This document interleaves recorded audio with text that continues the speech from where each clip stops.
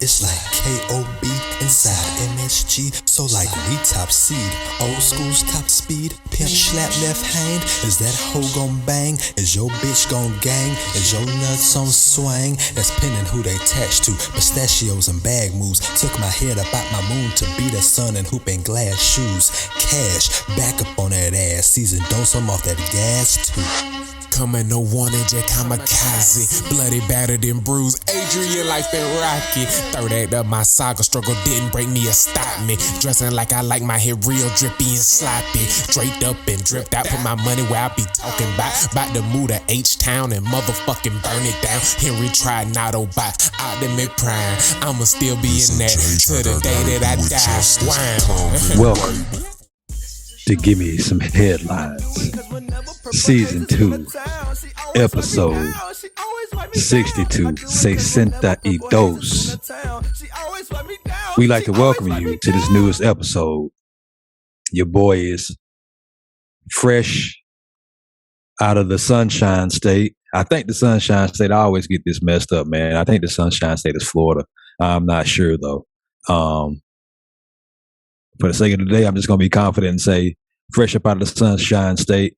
Shout out to the city of Miami, Florida for hosting your dog this weekend. Yeah, we got it in. Shout out to my dog, Romy, the cat I met last night. And I have recently now understood and now has been confirmed that the Sunshine State is not Florida. It is California. So I don't know what the hell Florida is. It's known as the what state, but I know they famous for oranges and shit. So maybe we'll go with that. The Orange Bowl is always held down there. But yeah, man, shout out to Miami, Florida.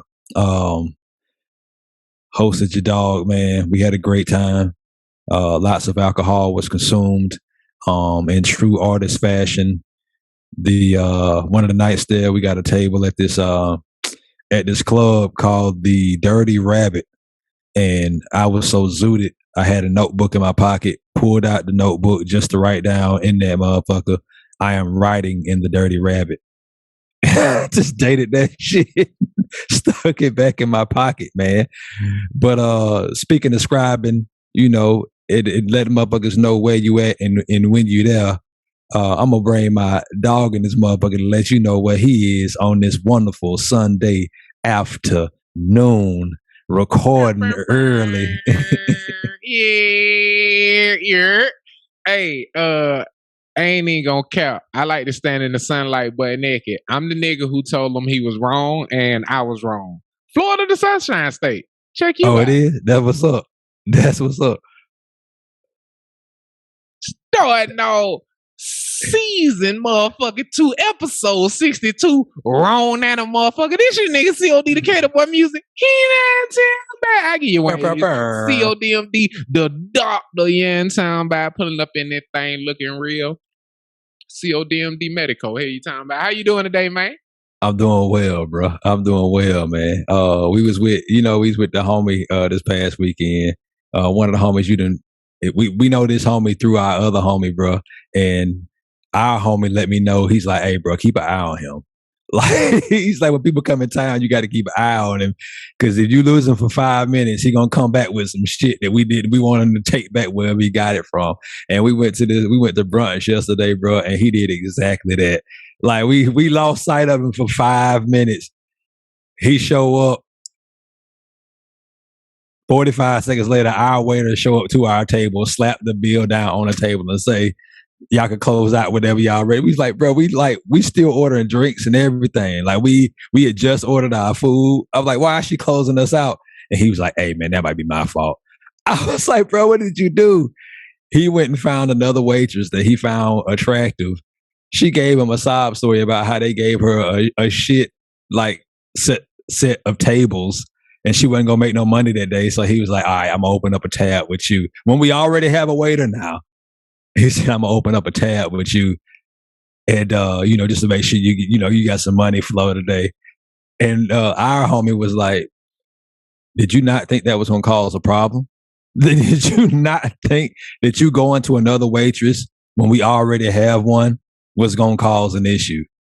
He's like, bro, I didn't think it was gonna cause a problem. He was like, how could you not? And so yeah, it did. So he tried to get the young lady number that he wanted to get, and she was like, "Why don't you go to your other waitress and ask that bitch for her number, bro?" Wow.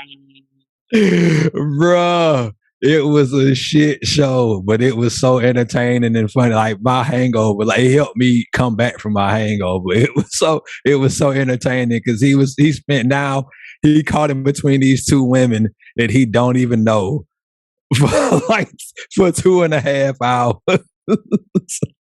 That's some funny shit, bro. But speaking of celebrations, man, I got my favorite brew, and I ain't had my favorite brew, which is La Fine du Monde. And they keep talking and taking the camera. We're gonna fight in a second. The La Fine du Monde from yeah, you know what I mean, real nice little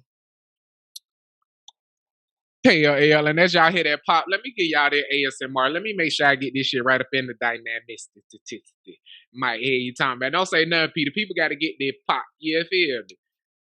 That nigga P remaining silent over there while I give y'all the old bounce slide tickle. You know what I mean? Hold up. Y'all ain't got to brew that demand to be drink every time back. This shit here, so I ain't even gonna wait on you. Matter of fact, we should just keep talking and wait for it to pop on this song, because it'll randomly just, I'm lying. Yeah, boy. We out here. We out here. It's a podcast. Man, G. Can I kick off this week? Flickety, flickety, flickety, flickety, flickety, flickety. Ooh, look at that. Look at that.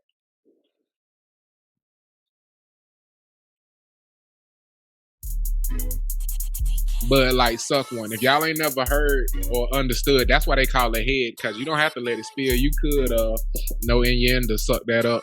But anyway, on this week's flight that your boy had to slide by the former's Myorky, and you already know what your dog getting down with when I go through there. You know what I'm talking about, Pete? Yeah, that LaFindo mine is a monster.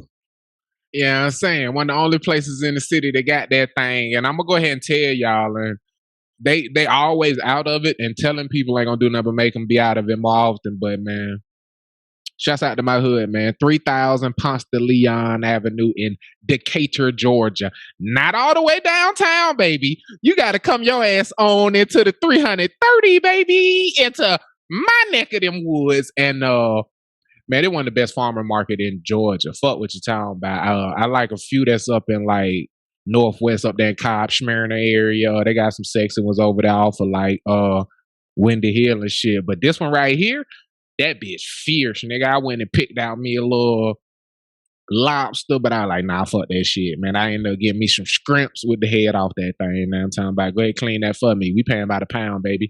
I ain't gonna eat the face. What we doing? But yeah, man, I went and got me some little. I'm gonna tell you the main course, and then I'm gonna toss it to my dog, Chef Boy RP, and we gonna finish the meal, man. Come up with a nice little game plan for me to set it all. You with it, G? Oh hell yeah, let's get it, man. Hell yeah, man. This right here is a R4S with a Chef Boy RP consultation. You feel what I'm saying? And it got a name, but it eludes me at the moment. But as we get the jiggy and in this motherfucker, it gonna come to me. You feel me? You see, my wrist is already chopped up because I was doing some preparatory work. You feel me? And I'm gonna toss it to my nigga P after I tell you these main. Matter of fact, before I tell you these main courses, talk to these people about your DeKalb Farmers Market at 3000 Ponce de Leon Avenue in Decatur, Georgia at 330. You heard me? And if you get to North Decatur Road, you went just too far. Turn your ass around and take your first right into some shit that look like a big area. And when I tell you, when you go up in this motherfucker, from the hot deli to the baked shit to the motherfucking spices, bruh, I'm gonna tell you about the spices I got in a second. But yeah, G, I toss it to you, man. Talk to these people about your DeKalb Farmers Market on this R4S / Rep Your City, man. Shouts out to Decatur, man, and good ass food and access to good food in in the communities that need it. You feel? So over on our side, we got the Braeswood Farmers Market. It's My moved bad, from, OG. I hate to interrupt, but it's the flight deck, and I ain't.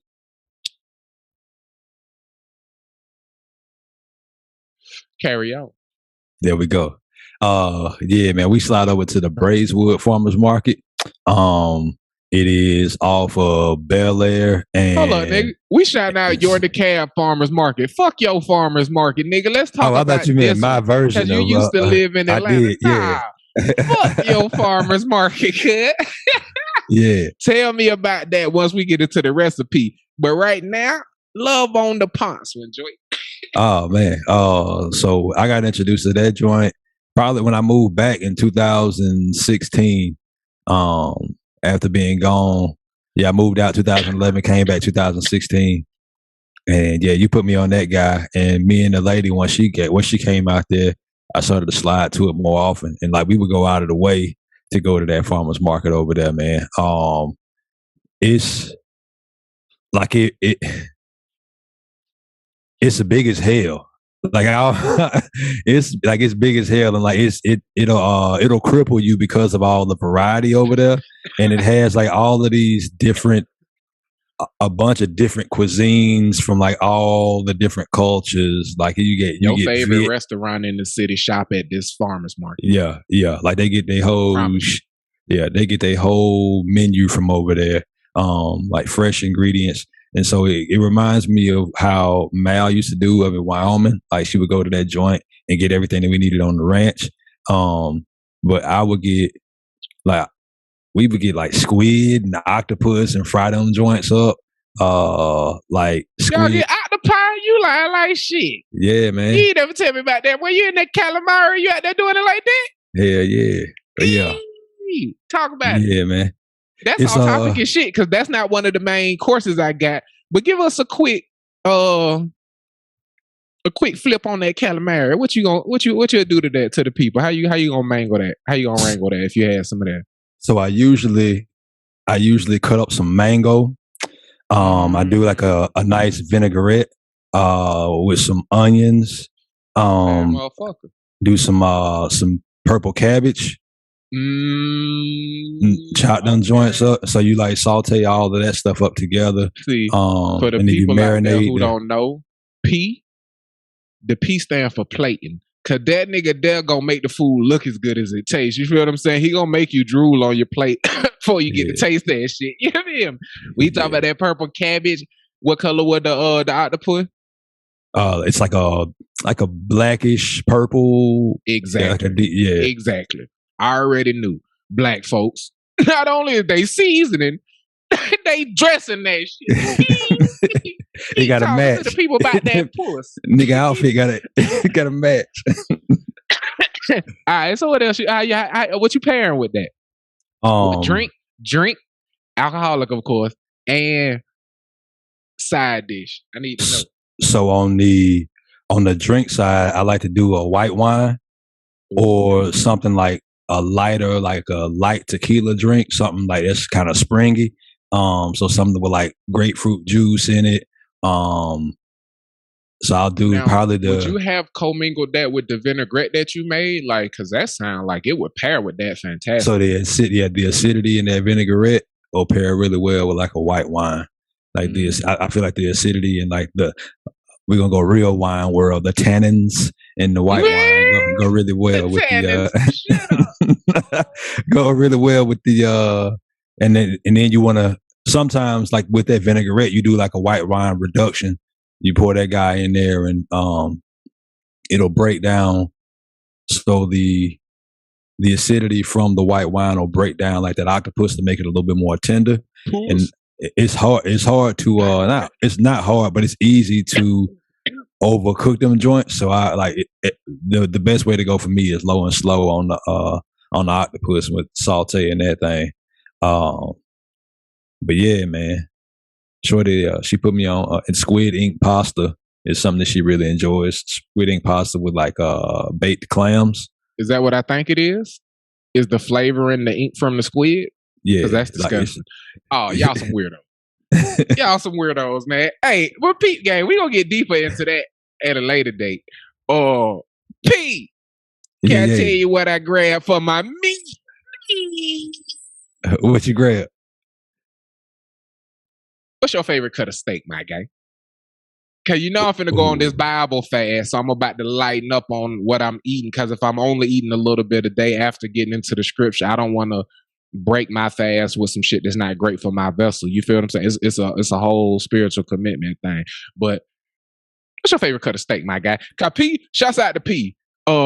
Part of why I love this farmer's market is because I learned something new, even though I've been going here for years. Once I introduced P to this farmer's market, he introduced me to a chart that is as big as a scoreboard that is a fucking cow, and the cow is labeled with what part of the cow that meat come from. He was like, you see this right here? Matter of fact, you talk to the people about what your favorite cut of steak is, and I'm gonna see if I can't find the image so you can walk them through it like you did me. Cause that was such a funny fucking moment. Cause the specific piece of meat that he showed me on the cow was some meat that he had told me he was cooking one time, and I laughed for 30 minutes because I thought he made the shit up. I said, "Well, where the fuck you shopping at?" Then nigga P said, "Yeah, I'm gonna make me some good steak tacos. Yeah. When it got me a skirt of meat, you know exactly where I was going." And then you say, "When it got I said, "You got a skirt? The fuck?" And I just leave it at that. I know that ain't your favorite cut. Like you smacking you one up, or what you would order if you sat down there, Ruth Chris, and you was gonna let somebody else mangle your joint. But what's your favorite cut of steak? While I see if I can't find this cow picture, because that shit was. I laughed so fucking loud in the middle of that fucking farmer's market, y'all. We used to go to that motherfucker and shop and have a good ass time. You hear me? Yeah. So my favorite, if I'm choosing my absolute, it depends on my budget. If I'm really going all the way out, it's gonna be the tomahawk. If it's something that if it's gonna be like a nice dinner where I might have to buy two of them hoes, usually the tomahawk you can split between two people. But ribeye is what I'll go for. Like if I go to like a nicer restaurant. But yeah, and the tomahawk just fucking huge, and you like, yeah, this is a lot of this is a lot of meat. But I do love a good fucking ribeye with the bone in, and that shit is seasoned with rosemary, garlic butter, pepper, and there's only one other seed. It's like it's a salt, but it's like this. It's a special salt that the lady get from this like boutique seasoning store. But yeah, man, like super simple seasoning, like that garlic butter. You just take that motherfucker as you saute in you put it in the cast iron, ribeye medium to medium rare, and you just drizzle that down butter over the top of that whole, man. You get you some fresh ground pepper and some rosemary leaves, and man, you got you some, and the juices is gone. You mix that butter with them juices, and you just recycle it on top of that whole. That's my shit. I found a few, my guy. None of them are as dope as the one at the joint, but I think I got a few that you could walk through, and I could go through a few of them. You ready for that share? Yeah, let's do it. Bet, let's get into their meat, man. Talk to these people about their meat, man. And just so the people know, my favorite cut is the New York strip, coming in close second. That ribeye that my dog was talking about. And I got both of them cuts of meat because I am sharing this meal with a lovely young lady, and the ribeye is her favorite cut of meat. So nice little confluence of events, and I'm gonna try to talk into a real family style steak event. We sharing both of them shit, but we'll see how that go. If that ribeye turn out too good, I might get a big old fuck you, because she could give a fuck about a script. You feel me? But I'll share my screen, and I got my dog P ready to talk to y'all about some meat. Hey, yeah. So it went away for a second, but I'll wait till they come back up.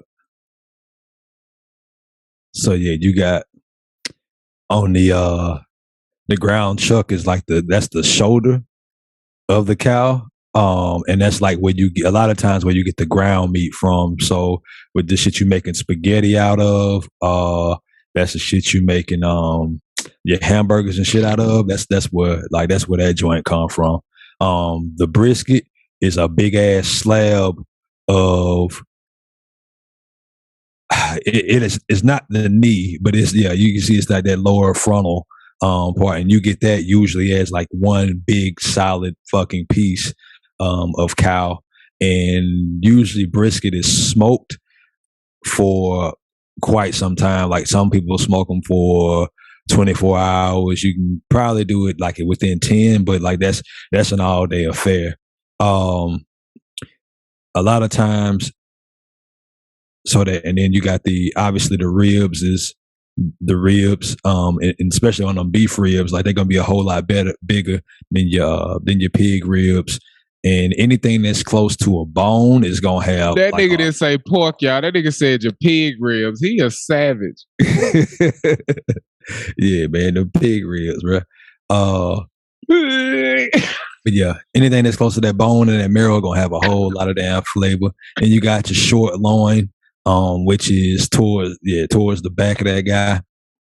And then you get the sirloin, which is close to the ass. You got the top sirloin, you got that tenderloin. This is usually that strip and some muscle. And so what you're doing is you're just grabbing pieces of muscle out of this cow, man. Like cows are fantastic and delicious. I'm sorry, sirloin. Yeah. The top sirloin is below the tenderloin, and then you got the bottom sirloin. The loins is the cum gutters of the cow, pretty much. Essentially, yep. Getting the 6-pack. And then that skirt steak is that's the flank steak right there. So it's around like where the stomach would be, and so it flanks, or it's the skirt of like the stomach. Picture a cow in a tutu. Those are exactly, and that's like your fajitas. That's where you get your those mostly fajitas, man. I love give me a skirt steak and that's like a lot of the taco, like the longer slice taco that's not like the ground chuck meat that goes in tacos. It's that stripped piece that they bring out there. That's the flank steak. And then you got the ground round, which is the ass, which is sort of like it's the chuck, but it's the back of the body.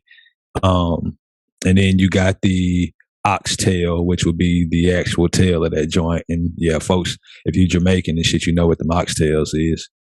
And that also, you got that flexible bone in there. So that's why a lot of folks, like when you stew those oxtails, you get a fuck ton of flavor, because that guy is whenever you boiling it or whatever you sauteing it, like it's getting all of that flavor up out of that bone. That's really close to the meat. But yeah, man, cows are like, you can use every single bit of the cow, bro. I don't know exactly. I got to look closer. What the New York strip? Oh, Porterhouse is a great cut of steak as well, man. Yes, yeah, and them shits be huge. Like I've right seen from the top. That's that back. That's that juicy part. You see the line going, the sirloin right there. That's where them whatchamacallums is coming from. And shout out to B&W Meat Market here in Houston. Texas they grow a lot of cattle out here, and B&W, like they'll cut your whole cow up in front of you. Like they'll pull up a whole, here go the cow. What part you want? And you go back there, you'll see my man slicing, and he'll slice it into pieces for you, and you be like, "This good for you?" Yeah, they wrap that guy up. Like it's nice. Like it's really nice going to shit where like y'all to know what part of the cow I was gonna be chomping on. Yeah, my bad. And nah, that bitch gonna be fire, man. So you grilling it, you putting it in the oven, what you doing to it? Cast iron, how you doing it? I'm a cast iron, the New York strip, and ribeye. I'm a pan sear that bitch, throw that bitch in the oven, you feel me? Cook it to the temp I wanted it. You know what I'm talking about? Okay then. Yeah, you gotta dress him up though. You gotta spank that baby in the pan real quick. She gonna be there while you cooking?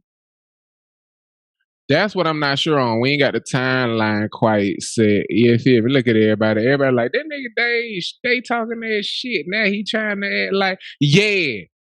So You know what I'm saying? Jack, I tell y'all nigga go jump off a cliff don't mean I'm gonna go jump off it with you. See, I'm the opposite. I ain't a leader.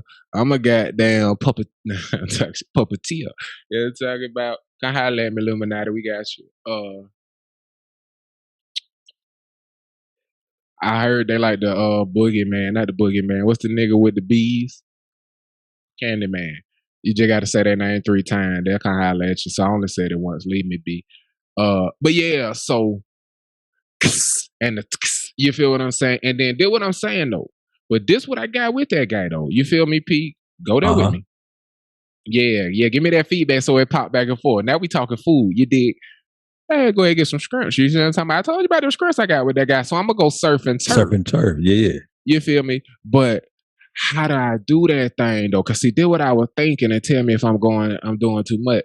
Cause I was thinking about going and just, you know what I'm saying? Just a little sear, you know what I'm saying? Hit it with a little bit of pineapple. You feel what I'm saying? A little poo-poo platter type shit. And then just bring them off. But I could.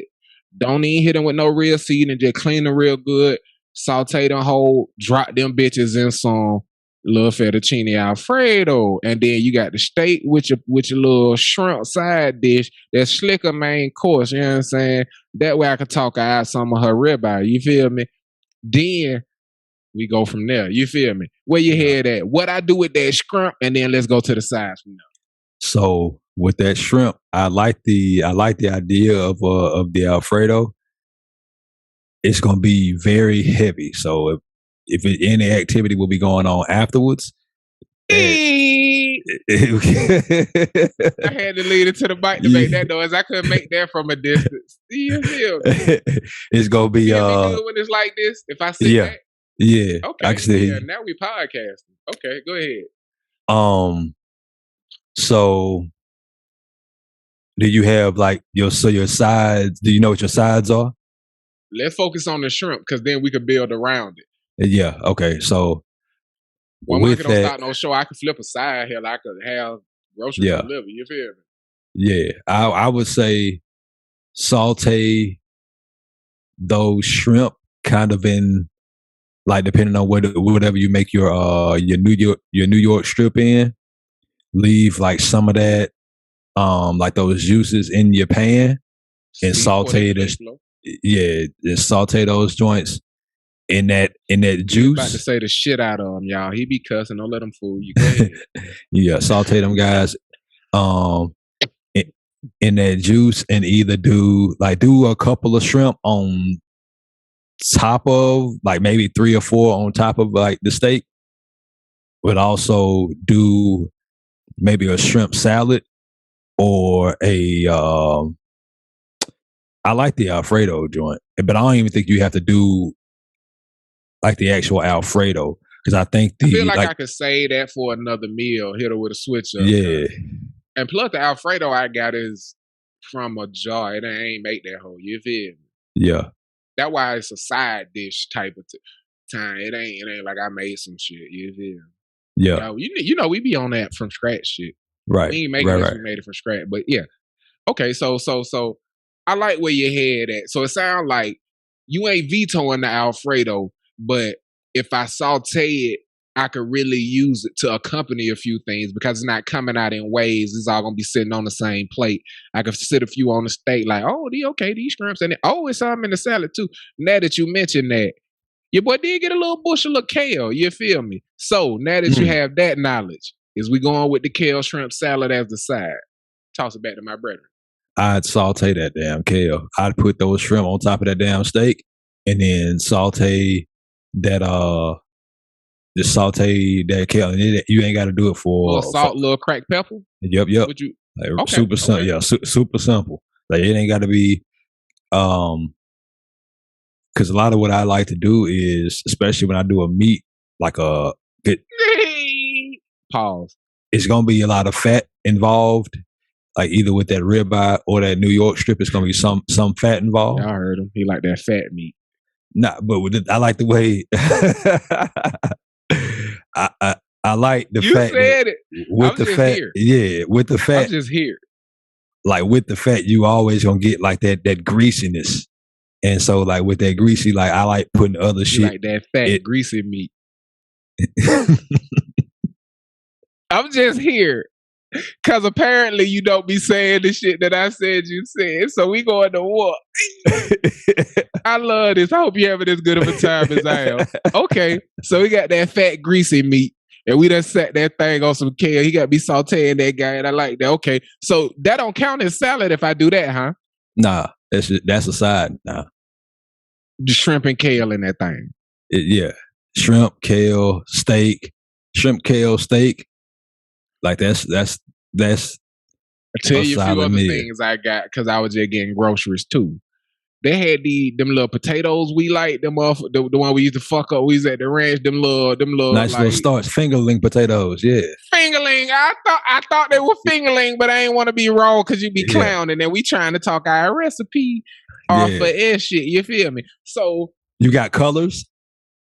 I started to get colors, but I was like, I'ma just get the Drake joints, you know what I'm saying? Just get the light skin joints because I don't want to do too much on the plate. I felt like it might fuck up the you know what I'm saying? The decoration of that motherfucker. So I just went straight up. They had them right next to it too, and I was like, ooh, you tempted little bitch, you. But like nigga, I handpicked these potatoes. I ain't get a bag. I picked these. So when I tell you they ready, how we cooking them shits? I got an air fryer. So you have the info. How we cooking them shits, cuz? Have you ever fried them shits? Sea salt. Have you ever fried them little potatoes? Yeah. Like French fries. They are fantastic. Oh my God. If it's you a place here that do them hoes. If you go like $3.75 instead of $3.50, you can get them almost to where they like chip crunch. But still be potatoey. Oh my fucking goodness. Yeah. I'm not doing it like that because I don't even have enough oil to fry them. Nah, you don't need a whole bunch, bro. Look, low and slow. Cut them in half, like the long way. Like if they this long, they like half. Cut them in half. We don't cut these potatoes. Cut them joints in half, bro, and then place them face down in like a little bed of olive oil, and just crack some sea salt on the top of them hoes, and brown them. You'll get that nice little crisp, and then it'll be kind of moist on the inside because of that moisture from the like, because you don't want to overheat your olive oil.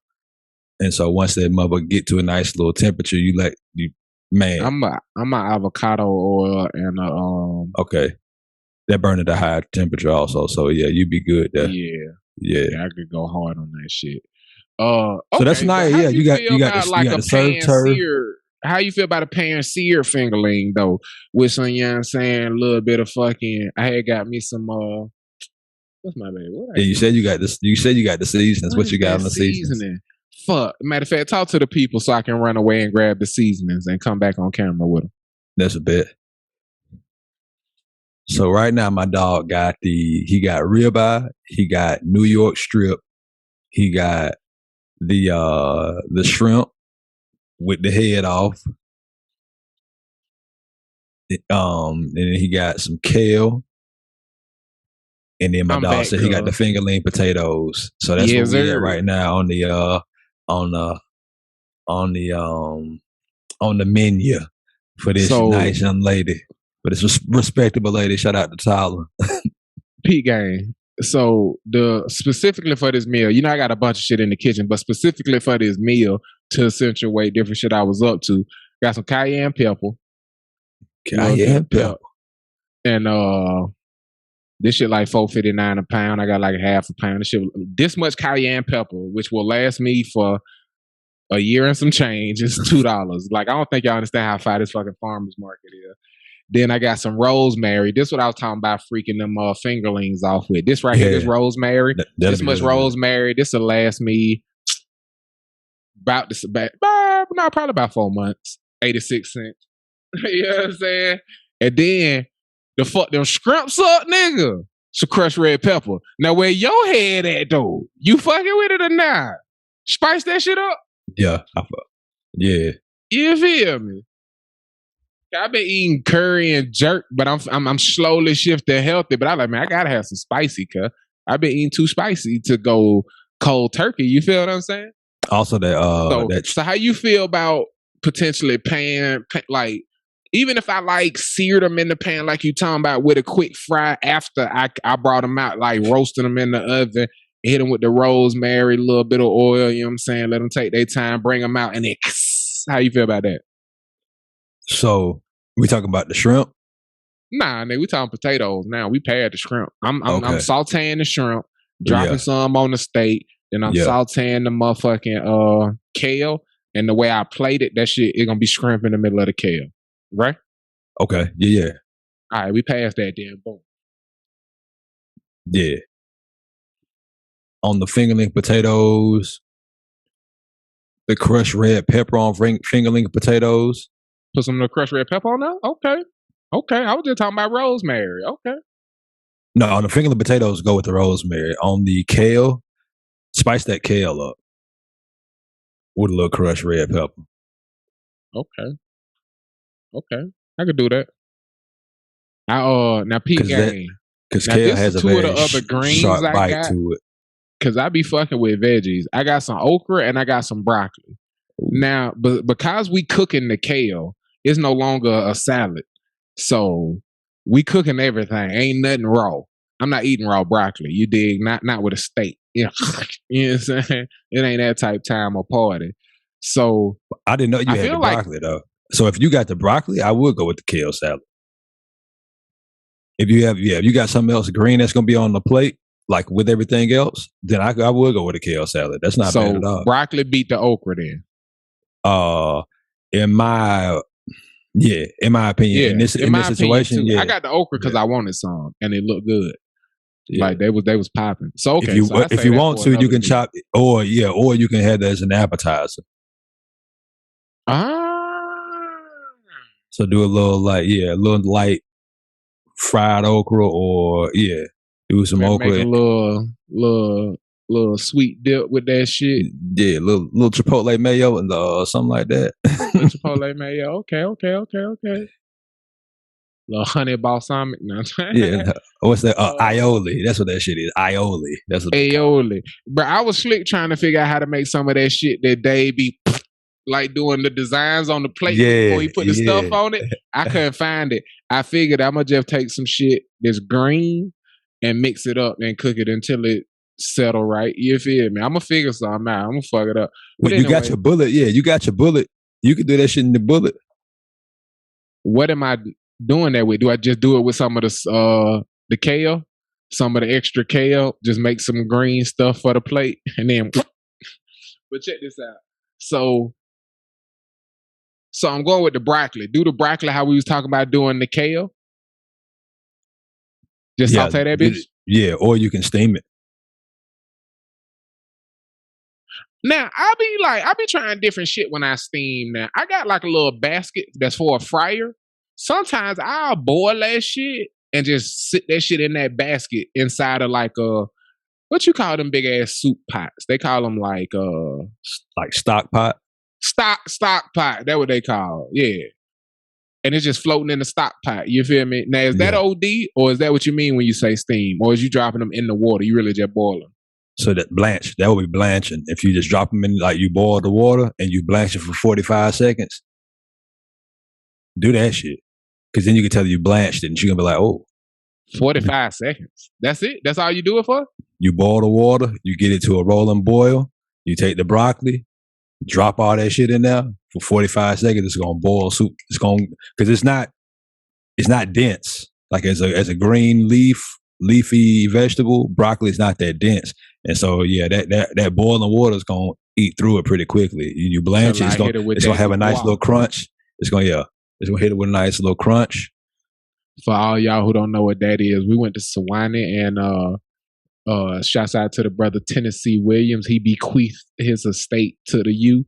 And so anytime like Streetcar Named Desire, anything like that get performed or commissioned, like the University of the South get them checks, the college we went to. So I'm well versed in all of that silly shit because I spent a lot of time at the Tennessee Williams Center. I was in the scene painting class, so we made all the sets for the actors for a year shit, for a semester, but I came back and helped because I was obsessed with that shit to make it a full calendar. But anyway, that's a Streetcar Named Desire, Blanche Dubois. So when he said blanch it, I said I'm gonna do bois that shit. You feel what I'm saying? For everybody who ain't know what the fuck I was talking about. We very much in the slang and nicknames right here, even for shit we just came up with. You feel me? I ain't want to make it a thing. We was talking about the Boondocks. Okay, so that's the meal. So we got 2 different steaks cooked 2 different ways. 2-way steak. We gonna call that right there. We gonna call that by steak. So we got never mind. So we got 2-way steak, and then we got shrimp that we gonna dress all up on that thing, and then we got some blanched or steamed broccoli with some kale salad that's gonna have shrimp all in it. Now I got some tomatoes, I got onions. What are we putting in that kale salad? Just shrimp and kale? How we doing that? Yeah, put your tomatoes in there. You got what? You got cherry tomatoes. You got Nah, but I can cut them up, make them sexy. Yeah. I fuck with tomatoes, and so do Shawty. So that's good. And then depending on how said that's good. Depending on how she like, if she like onions or not. Like I know I fuck with onions a long way, and so I don't know how like other people feel about onions. I know you fuck with them. Oh, heavy. Yeah.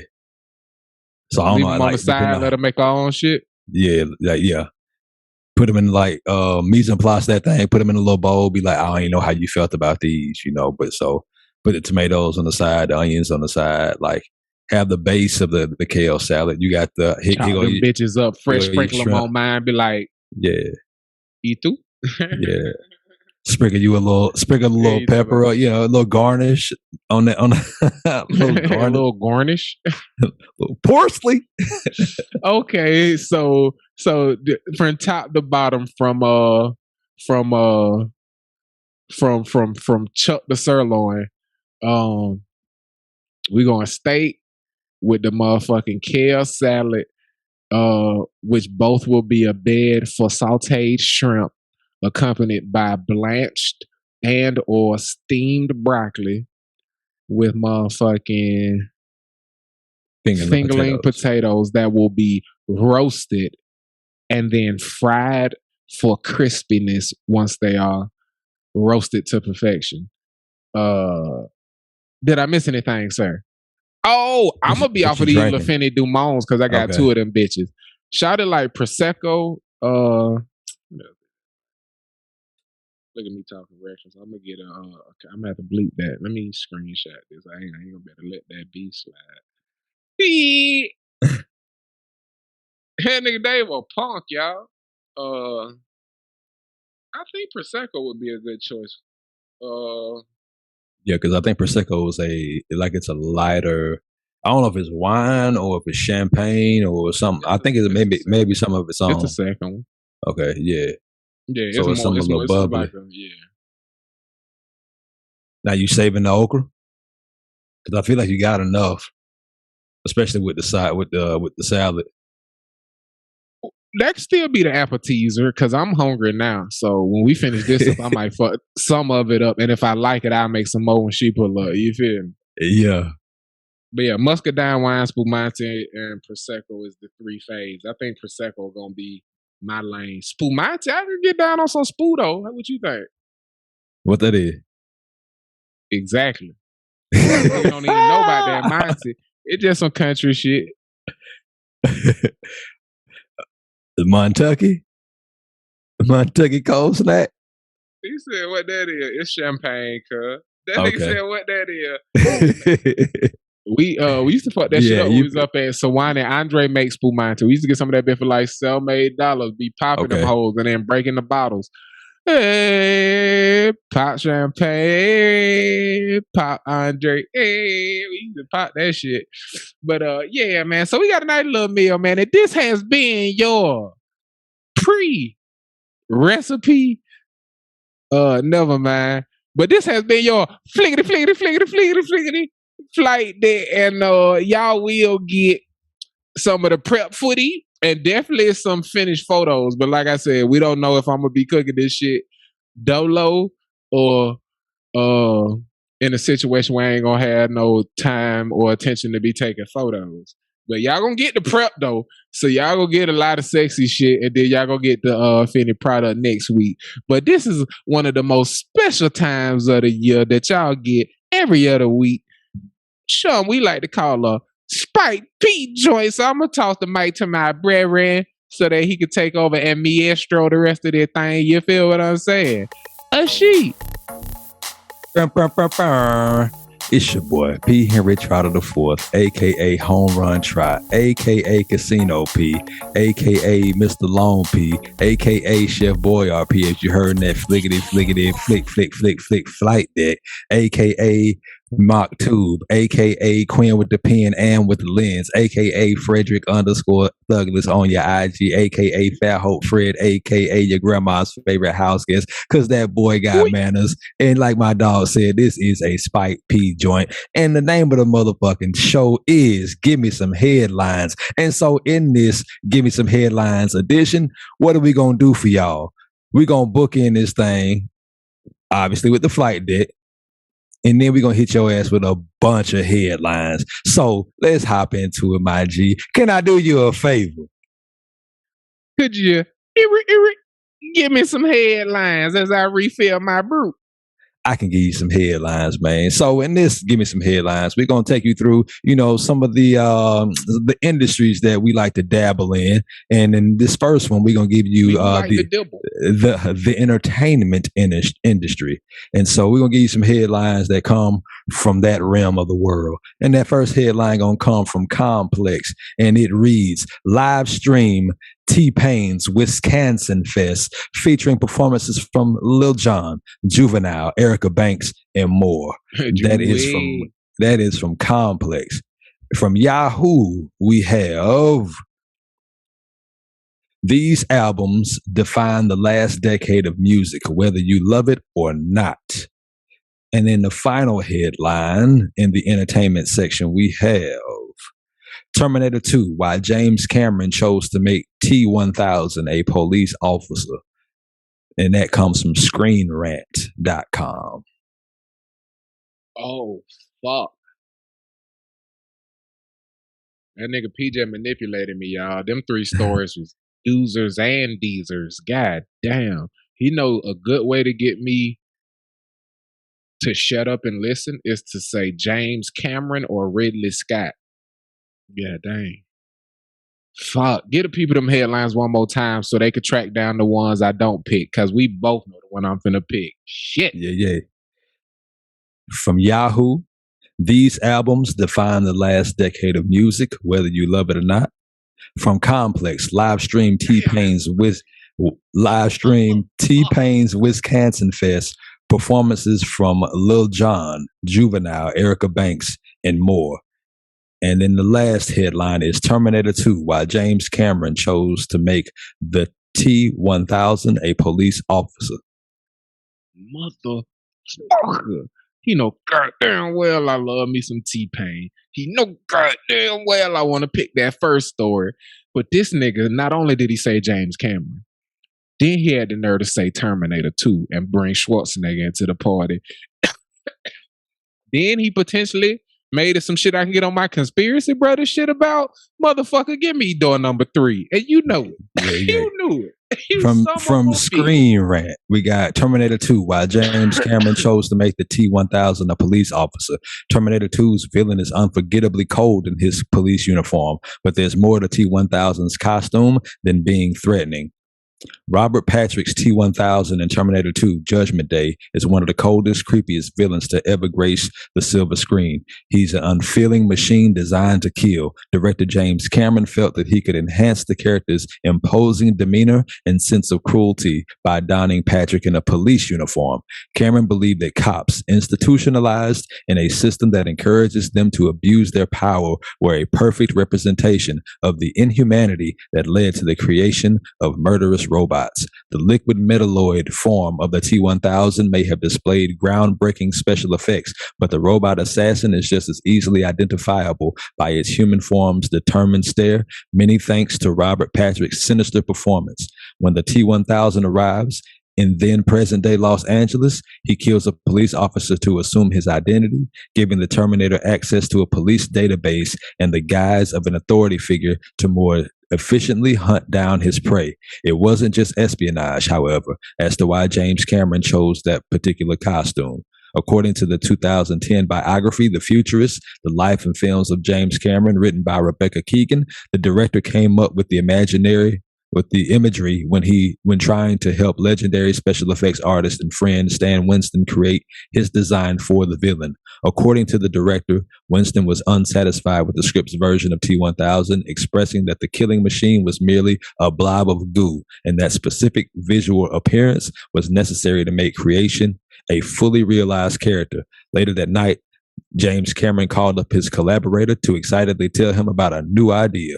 He said Cameron specifically decided to portray the antagonist of this movie as a police officer because the imagery built on the philosophical concepts of the Terminator series. To the filmmaker, these stories aren't so much about the dangers of a machine uprising, but the callousness of humankind leading to the creation of unfeeling weapons of mass destruction. Skynet, an artificial intelligence created as a military defense system, is merely the logical conclusion to the dehumanized mindset that those in power adopt to carry out brute force.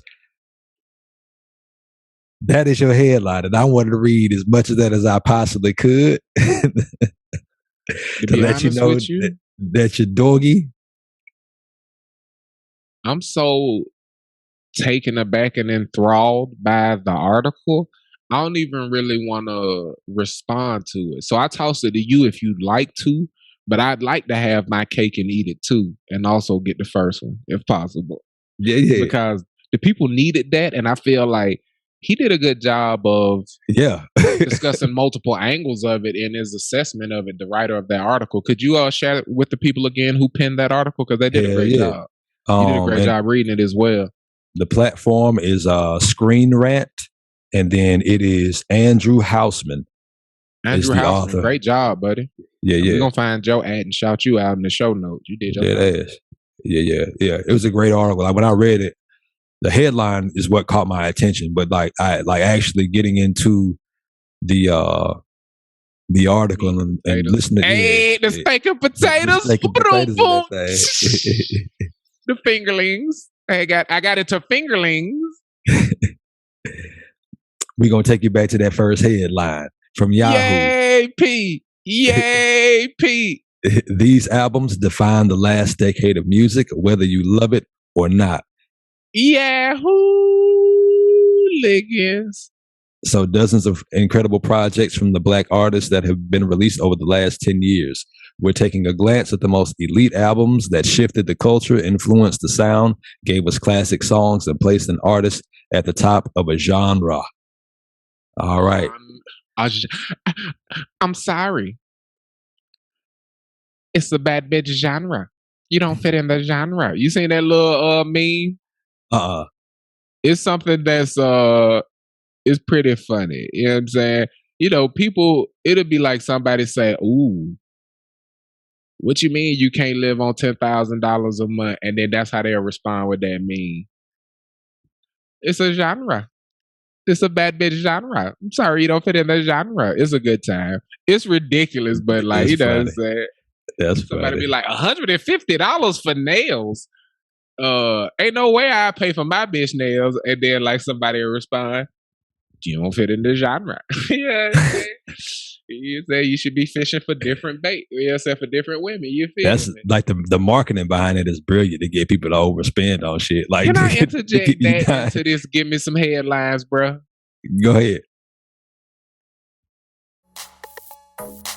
As crazy as women's expectations may be, bruh, if you ain't got what's on the goddamn job posting, don't fill out an application. That's all I'm saying. Yeah. Because it's somebody who want that job. And they'll find them.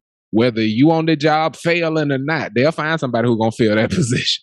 Yeah. So, and this up I had to accept, not because I went the wrong way. It's because I did a lot of bitching about what the expectations were. Not because I failed on the job. It's just because I did a lot of bitching. As I like, what you bitching for? Either do the job or quit. And I quit for a while. But you know, y'all heard the flight deck. P! what them albums is. And thank you for that little commercial break. Did I feed medicine or is that He-Man Woman Haters? That shit I just said. Nah, it's not. Yeah. Nah, this is good shit. That's it. Impromptu part 2. Pete, could you please give me some article after that headline? Yeah, man. So this is what I'm gonna do for you. It's 18 albums that have shifted the culture according to Yahoo. I'm gonna give you all 18 of the albums. You give me the 3 that you believe belong at the very top, and you give me the 3 that you think either don't belong on the list or if they do. So let me know if those 3, the bottom 3, would you replace them? Or would you just throw them at the bottom of the list? All right. So you want me to work from 18 to 1 or 1 to 18? I want you to not tell me what order they in, so I don't have no bias. All right. You just tell me, you can go from 1 to 18, you can do 6, different 6, you feel? Yeah. That's what I do there. Dealer's choice. That's what I do it this way. I like it. This is dope. You see my lighting fail and I ain't even got a puppy. I'm just jiggling my goddamn area. Oh, look at that shit. You see that shit? Yeah. So I'm gonna start with the first one I'm gonna choose. J. Cole, 2014, Forest Hills Drive. Migos, Culture. Frank Ocean, Channel Orange. Cardi B, Invasion of Privacy. Bullshit. Kanye West. Pull up my notes because I ain't right. Start from the top, goddammit. Start from the fucking top. I'm listening. Bet that. J. Cole, 2014, Forest Hills Drive. Migos, Culture. Frank Ocean, Channel Orange. Cardi B, Invasion of Privacy. Kanye West, The Life of Pablo. Summer Walker, Over It. Drake, Nothing Was the Same. Beyonce, Lemonade. Sure. Kendrick Lamar, Good Kid, Mad City. Rihanna, Anti. Future, Dirty Sprite 2.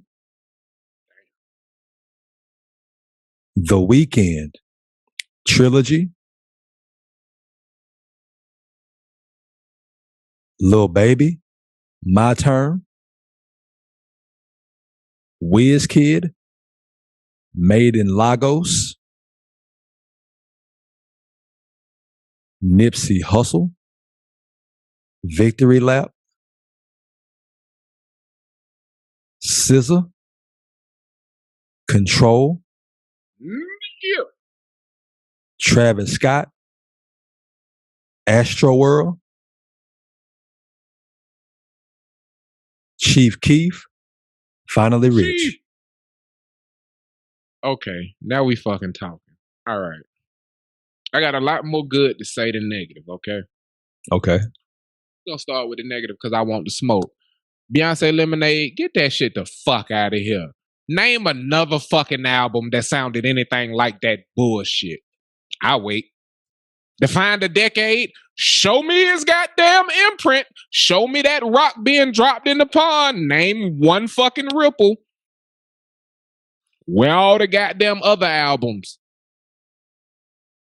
If that's the female response to Confessions, where all the goddamn female responses to Confessions? Enough said. Cardi B, Invasion of Privacy. All they did was take an artist that blew up this decade and pick an album she dropped. Name 6 songs off that album that's fire. You got the 4 singles. Name 2 more. Bro, I don't. It was good music. It is not an album that defined this decade. Lastly but not It's good. least, Yeah, it's good music. big fan bases. These is big fan bases. J. Cole, Forest Hills Drive.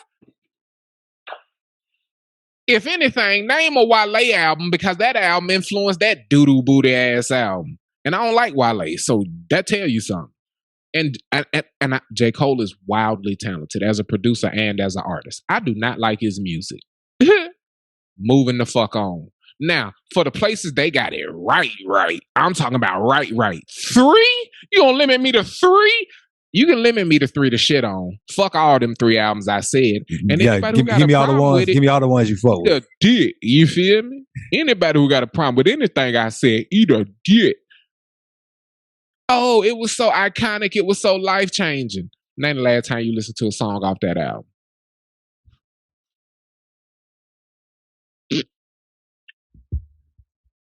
Migos. Culture. Tell me the triplet flow ain't taking over hip-hop. Yeah. Tell me every producer that was on that album ain't heavily employed. Because the game want that Migos sound. You hear me? Migos culture knocked it out of the fucking park. Drake, nothing was the same because this decade, and this is why I'm not mentioning Travis Scott, has been an homage of the world appreciating Houston's sound and culture. And nothing was the same was Drake saying Kurt Cobain's, oh, y'all like light-skinned niggas from Houston? I could be a light-skinned nigga from Houston. Bruh, Kurt Cobain's, his album, that one song influenced more, bruh, that Drink in My Cup, me and Karma heard that joint while riding past the building where he shot, the Williams Tower, where he shot that video. And we realized, like, man, you know how much music we got from that one song? So you see where that one song. It is the equivalent of Trigger Man for that New Orleans bounce music. Drink in My Cup created a sound for a decade of what it felt like for the new era of Houston to be bonded with this R&B melodic takeover that was fusing rap into this thing that would take over the world and become the #1 genre. Houston took that screw flow and made it linear with like your normal octave, and like Kirko dropped a diamond, and when people saw that perfect crystallized structure, they was like, that's it. Yeah. Diamond. I see that. That is beautiful. Now let's let the world see these diamonds. And you got the Travis Scotts. You got these other niggas jumping. You got the ASAP Rockies who blow up. Like, Live Love ASAP is a Houston album. I don't give a fuck what nobody say. 100%. It's why I loved it. It's why he got so much criticism. It's like, how you got Harlem nigga? You a Harlem nigga rapping like you from Houston, but that it just goes to show you that sound. The old head joint. I said it must be because a nigga got flow, extraordinary swag in the mouth of the gold. Bitches at they show be coming out they like niggas talk shit till you get locked jaw. No, that's a Houston album. You understand me? Shouts out to Nothing Was the Same and Kurt Cobain's. I'm actually name a Houston nigga when I name Nothing Was the Same because I feel like that's what inspired that. Yeah. Is we not gonna okay now for everybody who wanna be mad, y'all could be mad and come out here with the Beehive cause bitch, I got the Navy behind me. Anti? Bruh, I bought Anti on CD. I got the album. I bought Anti the same day because they came out the same day. We were road tripping to come see you for New Year's Eve. Me and my brother riding in the motherfucking Monte Carlo 2012 with motherfucking Butterfly Dough. We bought TM 103, which I can't believe that album wasn't named. When you talk about what should have been added, Young Jeezy TM 103. You want to talk about TM 88, 808 Mafia, motherfucking Mike Will made it along with Gucci and everything he was up to. Like, bro, that nigga made sure niggas couldn't be ignored who was already making great music. But Anti, from start to finish, from You the One to the Man, talk that talk. Oh, that might be talk that talk. I might be thinking about a different album. Oh, Anti had Loud on it. Anti great album anyway. If it's Rihanna, nigga, it's on the list. And feel how you want to have. Bzzz, who hit billion first? With no husband, nigga. Yeah. We in the Navy round here. Yar. GSH Pirates. We have chosen. On the high seas. Shouts out to Johnny Depp, nigga. You heard?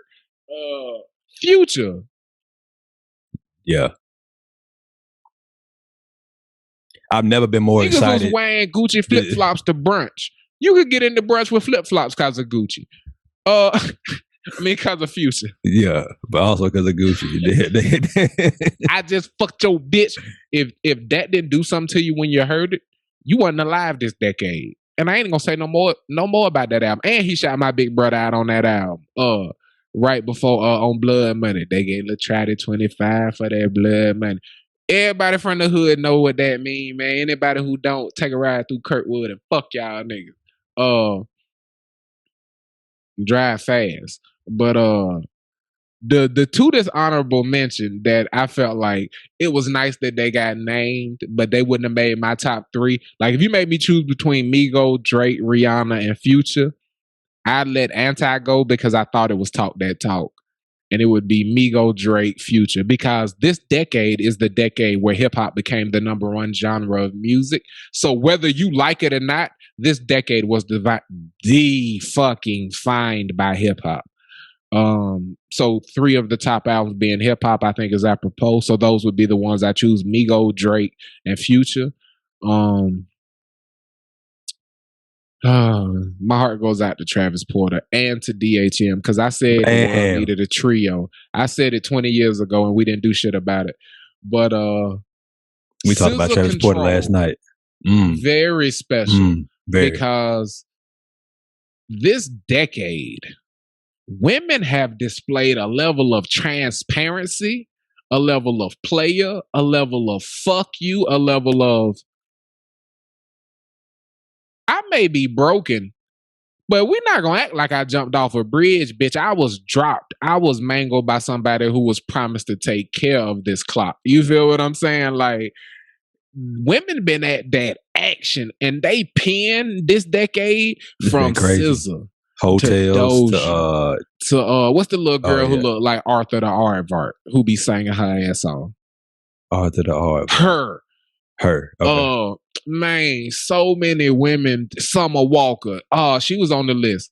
But I'm just not 7th Street or Girl Interrupted. Man, it's women drop so many fucking.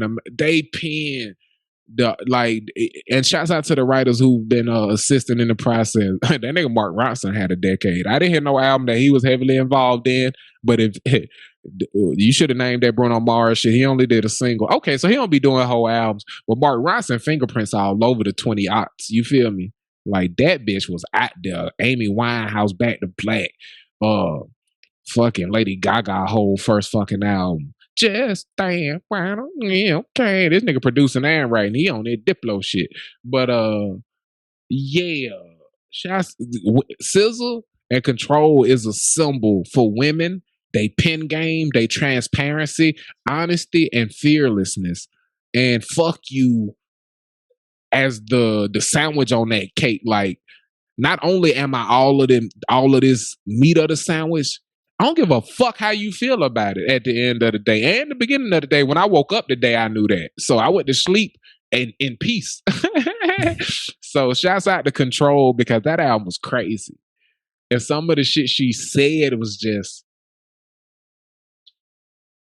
damn, you know what I'm saying? Yeah. If you take it at face value as autobiographical, goddamn, if you accept it as art and interpret it however you want to, if you take it and relate it to yourself and think, the woman I was with who couldn't quite articulate how she was feeling in different circumstances where I can see myself as the man in what SZA is articulating, if this is how she was feeling, damn, I need a drink. You feel what I'm saying? I need some whiskey. You know what I'm saying? So that album was special. So shouts out to SZA. And if I had to add a non-hip hop album, she would get thrown in, and the person I'd have to kick out would be Migos, just because it's three of them and they'd be able to console each other. But Migos deserve it. He said because they be able to console each other. They such a good group of guys, but I love all three of them. Tate, Sid, and Quavo. They'll be fucking fine not making my little silly top three. And plus, they know they should be in it. You feel me? So if I had to kick a non-hip hop, if I had to put a non-hip hop, it would be Control. But the one hip hop album that didn't make it, Chief motherfucking Keef.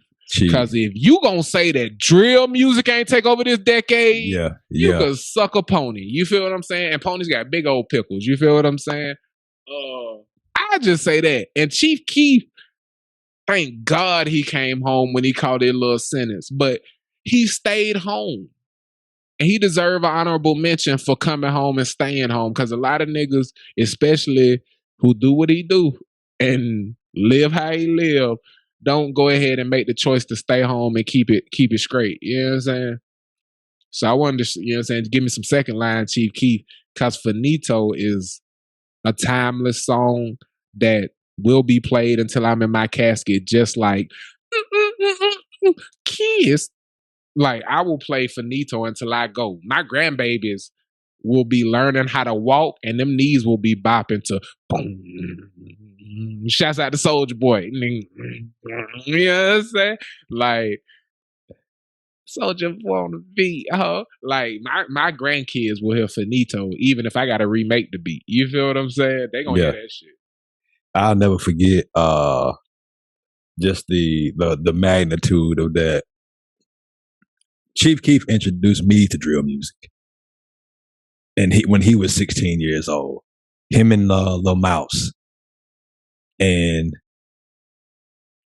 hearing, I heard not the remix. I heard the original version first of "Don't Like," and whenever you get an all-time OG to be like, "Hey, look, I'm doing a remix, whether you like this or not. Like, this is just too hard for me to be from your city and not be on this." That's just. It's a vote. What version are you talking about? I don't think I heard. The version I heard is Drake, Ross, and Chief. Which one you heard? That's that shit I don't like. The Kanye version. The Kanye version. Oh, okay. Kanye. Yeah. I'm tripping. Yeah. That's gangster. Especially for Ye. Yeah. Yeah. I mean, and look at, and that's just that's the footprint that he has. You know what I mean? And like it's a genuine respect from the entire game. Bang, bang. Bang bang. And he was and like nobody outshined him on that song. Like you around behemoths, and they couldn't outshine this young bull, bro. Like O-Block. Like if I could compare him to anything, by himself, he withstood the world riding the wave of drill music. The Shop Boys didn't make it past an album when the world flooded the market with rap that was mixed with rock music. The world got sick of that shit and was done with it. Chief Keef, that rock being dropped in the pond that I'm talking about, that's compare Chief Keef first album to Lemonade. Yeah. Talking about shaping a decade. Compare Chief Keef first album to Lemonade.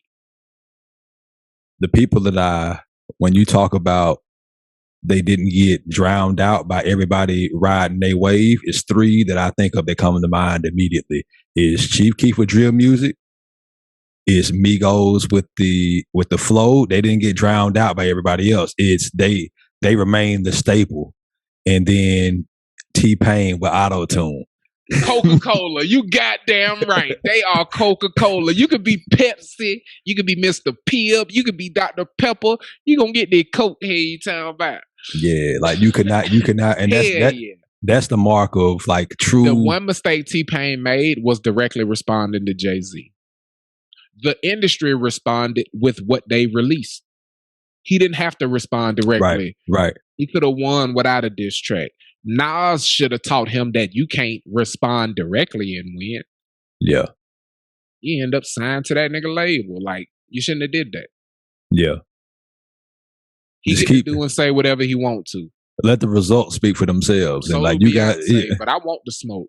The GOAT had to come after. The GOAT had to come after the GOAT in hip hop at the time had to go after a nigga in R&B on some shit that like this dude R&B. Why are you going after him? He changed. He was bigger than his own genre. That he came into your genre, had all the hard niggas, that y'all the gangsters, to where the OG in rap said we got to get back to being gangster again. To when he said we got to stop wearing jerseys and shit, like, and nobody listened. People was listening to an R&B nigga in hardcore hip hop, and they was doing auto tune. Man, T-Pain is the most influential artist of the decade. And I stand on that. Give my heart to a woman, never happened. I be forever macking. Hard cold and assassin. I got no patience, and I hate waiting. Let me get your ass in it. Yeah, but Lemonade, the album of the decade. Y'all don't get that bullshit album out of here. That she chumped that nigga out. He quit all that player shit. That's why y'all following that nigga around. Don't be listening to the shit that nigga be talking about, man. That nigga just say what he want to at the time and then be on some other shit. He back to wearing jerseys. He got a whole goddamn... He told y'all to stop wearing jerseys and then bought into a basketball team and then sold his stake because you couldn't be an owner and an agent. He just do whatever the fuck he want to. Y'all better do whatever the fuck y'all want to. Stop listening to the shit he Don't miss your blessings listening to some other nigga who gonna switch it up as soon as it benefit him. Don't do that to yourself. Feel like, don't fuck around and boycott the Super Bowl only to find out the next year he signed a 10-year deal with him. But Pete, would you do me a favor? I will, mate. I'm gonna get you some headlines. Okay, I thought I knew. Give me some headlines. We taking shots at the hive and the hole. We don't give a fuck. Give me some headlines. They got a ring to it. So in this set of headlines, we gonna head into a different scope, man. That's my Jay-Z impression. I can't do the laugh. Give me a laugh. You got a good Jay-Z laugh? I don't. It's not really. No, it's not good. I never. Hell no. That was better. That was good. That was better. Let's move on. he said that was good. This shit a crazy show. I'm having a good time though. Go ahead. So from Sports Rush, the Sports Rush. Dale Curry's new girlfriend and Sonya Curry's new man used to be married. Stephen Curry's parents have been revealed to be in a love situation you just can't make up. Next story is from okay, there we go. It is from Sports Illustrated. Draymond Green's mother is concerned with her son's play in the NBA Finals. And in the next headline, we have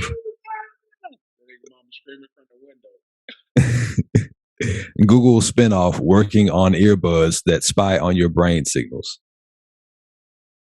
Man, fuck that last story.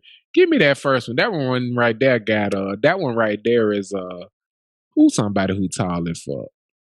She got forehead. She got that too. That first one, Tyra Banks, that thing got legs. So from the Sports Rush. She do got forehead though, don't she? She was Rihanna way before Shouted. Who that? She started that Tyra Banks, yeah. Shit. Yeah. She started that big forehead and pretty shit, man. Yeah. Ain't nothing new under the sun. Yeah, it was always very nicely oiled up. I remember that before. Yeah, very nicely oiled up. Always moisturized. She was a nice Spanish colonial, had a good foundation. You know what I'm talking about? You know what I'm saying? Pap that thing up. From the Sports Rush, Dale Curry's new girlfriend and Sonya Curry's new man used to be married. Stephen Curry's parents have been revealed. Can I scream what the title should have been? Yeah. Because this called Give Me Some Headlines. And can we start re-headlining the one we choose? That's fine. Yeah. Wife swap. Dale Curry and... Hold up. For the poor people. Life swap. Because both of them did not have Dale Curry money. And if they divorced, Dale Curry and his ex-wife got Dale Curry money. You feel what I'm saying? So they look... But go ahead, though. Life swap and wife swap should have been the first part of this headline. How you feel about that? Yeah. Both got a ring to it. Life swap, wife swap. First sentence, Dale Curry is a shooter on and off the court. He bagged a new girlfriend fairly soon after his split with his wife of several years. But that new girlfriend comes with a special baggage tag because her ex-husband is now dating, wait for it, Sonya Curry. Yes, you read that right. They traded spouses. This plot is straight out of a movie of an adult persuasion because no way in heaven anybody could come up with such a script in real life. While it is only logical to move play on. With it, can't coach with it, can't win with it, can't do it. Can't do it. While it is only logical to move on and be with someone who helps you get over the pain of a heartbreak, choosing that person to be the wife, husband of your friends is sick and twisted. Being a shoulder to cry on is one thing, but dating the shoulder altogether is another. The ex-power couple was good friends with Steven Johnson and his wife, knowing them from Curry's Virginia Tech days. This all seems so similar to that one episode in 2.5 Men where Charlie's mother and her friend had regular fondue nights, and one day the dipping didn't stop at the cheese. Celebrities know their lives are scrutinized by the public with a microscope, yet they decide to do something like this. It's almost as if they wanted to announce to the world, hey, we've been cheating on each other with our close friends. Now we're public. Steph Curry and his brother Seth do not deserve their name being dragged into this, yet who can stop it? Two thoughts, bro. One, they might have been swingers and the sex was better. That's what I think. Them. Yeah, I think that's Two? what, yeah. And I think they like just kind of like try to put some distance in between it. So it's just but like, come on, bro, just live your life. And I ain't even mad at it. This the two though. If they not, bro, did the one thing I don't think I could deal with as a man while I was on the can't win with it, can't coach with it, can't play with it, can't do it. Women love to talk about the other niggas they dealt with. You feel me? And I got to the point where I tolerated it. You feel me? But the one thing I don't want to do is hear about some weird shit your ex used to like and know that the mother of my children doing that shit now. Like, if he like his booty ate, we just gonna say it. If he like his booty ate and she tell me this, Sonya out there eating nigga groceries, that's now I gotta go to sleep knowing that. Like, Steph and Chef Mama, like, he smiling like that at the game because he happy and fulfilled. You feel what I'm saying? Because they together. So he fulfilled. I don't want to know. You feel me? I don't want to know what her and her nigga situation like. Go be happy and let it be none of my goddamn business. You feel me? You're going to come back with brown eyes. You're going to come back with brown eyes instead of green eyes?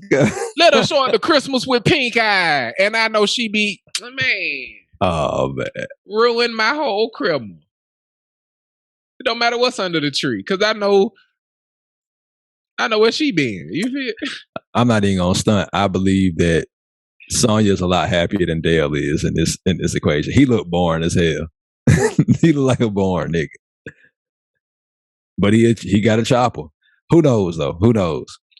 Dale been that he been acquired. Like, it's always those shooters. Like the dude who known for being or having a chopper on a team always seemed like a very quiet dude.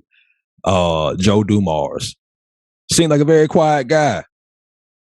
Vinny Del Negro, very quiet guy. Dan Marley seemed like a very quiet guy.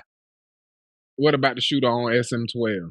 I was not. Oh, quiet. but I guess Murphy is pretty quiet. Oh yeah, Murph is a short shooter. Yeah, he's super quiet. Super quiet. Unassuming. And see, this was the problem with Murph. He got so much value, it don't seem like he quiet. Because, you know, if he had been saying shit, it'd be good stuff. Kind of shit he do be saying be fine, though, if that makes sense. Yeah. That's the funny thing about Murph. He don't seem like a quiet nigga because you remember most of the shit he say. Yeah. To this day, I pronounce Tuesday. It's one of the best parts of my week. I wake up, yeah, it's going to be a great day. Great day. Look around, look at my clock, Tuesday. That's the first thing I think. I ain't talked to this nigga in I don't know how long. I think about this nigga at least once a week. Shouts out to Merc. Yeah. I hope you out there golfing. Kind of next time we hit the links, I'm gonna bust your ass. I've been out there swinging them clubs. You hear me? I ain't really been able to walk like that, so I've been at the driving range, clanking them shits. I'm gonna smack you and your brother and your little dog too. Hey, you talking about? Keep going, cause good. I played him about a year ago. He good. He be in the backyard. Y'all. I do not. I ain't never played with everybody where I felt good about other niggas' scorecards. I ain't never played with everybody where I felt good about other niggas' scorecards. 1-on-1, 2-on-2, 3-on, like a foursome maybe, but we go out there like 8 deep and we gambling. I question the hell out of all that shit. Crazy or nah?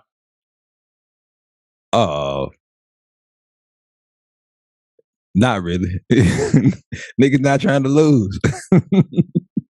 I be looking up, I be driving up the cart path, and I look at 2 niggas having a conversation. A nigga walk out the woods, drop his ball. And I'm like, is he telling that nigga we just gonna count that as a stroke? Nigga, that's 2 like a motherfucker. And then we get back, we get up to the hole, and they be like, yeah, that's an 8 for me. I'm like, was it? Was that an 8? Oh, we closer to 11. You feel me? Like, but golf a good ass time. You seen that hole in one I posted today?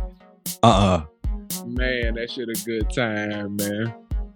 Nigga got a hole in one, and the way they play it, they play in 2 foursomes. And the niggas in the front is the front foursome for the first at 9, and then they flip it on the back 9. And when you finish the hole, you film they tee-offs and they approaches. You feel me? So you get the shots from everybody who not hitting, you know what I'm saying? So if 3 niggas filming and then 4 niggas filming from the hole, you feel me? So my man tee off and that bitch hit, and they like, cause somebody's standing on the box with him like, man, I feel it, man. This is the fucking one. One of us is gonna get a fucking hole in one. And the dude like waggling his club, look at him, he's like, for real? He's like, one of us is gonna fucking do it. The nigga swing that bitch back, and so he was getting ready to take a practice swing. He waggled that bitch. He looked at him. He stepped up to that bitch. Pink, swung that bitch back. And when I tell you the most, oh my God, they had the DNA on the shot. The art looked so beautiful, bro. It just, shoo, that bitch started bopping. Everybody at the tee box lose their fucking mind. It cut to the shot of the niggas standing all around the motherfucking green. And it's like from the first bounce, they knew, because them niggas went from standing in a clump to a halo around the hole. And they got like, and then they start cutting through the camera shots, and they got the bitch just rolling in, and they go camera 2, camera 3, camera 4. And like them niggas is sprinting down the motherfucking fairway, and that shit go bloop, and that shit go, oh, and I'm like, bro, I don't give a fuck if this fake. This is why I golf. I don't care if it takes 30 years for somebody I'm golfing with to have this moment. I'ma be there. And I'ma have been outside for countless hours. I'ma have got to practice a new technique and a new skill. I'ma have listened to jazz, reggae, my goddamn Sean Paul, my Prince. I'ma be out there golfing to my golf music. I'ma be out there having me a good ass day. And I'm going to experience a hole in one, because to be honest with you, because of how much I love it but don't give a fuck, I never thought I'd get a birdie. And I'll never forget the day me, you, and Chris was out there at Candler Park, and I got a birdie on hole 1. I was over par the rest of the goddamn day. But it don't, like, bro, I got to... But that guy, birdie is forever. It is forever. And this hole in one, like, his homie sat there, and when he had the club in his hands, looked at the crew, and was like, I fucking feel it. One of us is finna get a hole in one. He was like, fuck it. And that bitch just, like, that shit was such a beautiful moment, cuz. Golf fire, cuz. It is. My coach he hit a drive. We went and played a round together, and he hit a drive. And he do this shit from time to time. He'll be like, he was like, the drive was fantastic. Like the contact, like it made that ping sound like where it was pure. Like he got all of the ball. Like he hit it square onto his club face. It went down the middle of the fairway. It bounced about 200. He's 67 years old, and he hit it over 250 yards. And he said, shit, that's the type of drive that'll keep you playing this goddamn game another 6-7 years. Just that one shot. Yeah. He always talk like, man, I'm trying to quit this game, man. And you hit one good shot. He's like, that shit'll keep you coming out here. Cause it's like, it's like it's a spiritual thing. Like golf, super spiritual. Like it's a mind, body, spirit sport. It's like golf guys, just like it's basketball guys too. Bro. Yeah. Yeah. And so that shit, that's funny. That's super funny. Cause I know that exact feeling. Like I shot, sub 100 for the first time, like in 18, like a full 18, like a legit score. I shot a 99, and it's the first time I've done that since I've been playing. Congratulations, bro. Yeah, man. And I was. Thank you. He said, "I did that." No, you ain't got to, because you did that. I just wanted to point it out to the people. That's how golf make you feel. It ain't nigga. I did that. All right, you gotta earn that shit. You give me my green coat, like it ain't no. Well, thank you. Oh, never thought I would, bitch. Nigga, never thought. Nigga, I did. Go ahead, shot under 100. Talk your shit. Hell yeah, man. And it was I had a string of bad holes where I didn't think I was gonna make it, and then like the last whilst being left-handed. Yeah, that's difficult in itself. Courses are structured to right-handed people. That I be shitting on left-handed people, but courses are built for right-handed players. So for him to shoot under 100 as a, no offense, amateur, I ain't gonna say novice, as an amateur golfer who is experienced at this point, a decade in, probably 5 years into being skilled, talk your shit. Hell yeah, man. Like you said, I did that. Shot the course out. It's on the north side. It's in Cypress. I think it's Cypress Golf Club or something like that on the north side of Houston. Yeah, shouts out to them, man. They don't have push carts out there, but I was glad because I wanted to walk the course. It was hot as a bitch. I'd have never made it. I'd have never got all 18 of those holes done pushing the cart.